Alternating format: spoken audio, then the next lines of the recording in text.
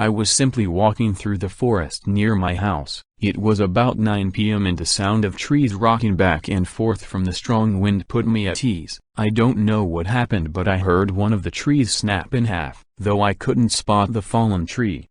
Despite hearing one snap in half, my gut told me to turn back and go home, and well, I guess that was my first mistake. As I walked home, I soon realized that I had gotten lost deep into the forest. I stumbled across an old cabin. The windows were shattered and moss covered the roof like a blanket. I thought nothing of the ominous cabin until I heard footsteps. Now this wasn't no ordinary grandma. The old woman wielded a staff that brightened the forest like the sun. She seemed like she was on the brink of death. Considering her age, it was safe for me to assume that. Then suddenly, she cried out, "They're coming!" She fell to the floor as the staff's glow died down. Soon after, I saw a weird ghost-like creature, wearing black robes that consumed all light. It had a scythe in its hand and took the old woman's corpse by the neck. Suddenly, the corpse began to fade away, turning into dust. After witnessing that horrific event, I ran as far as I could from that haunted cabin.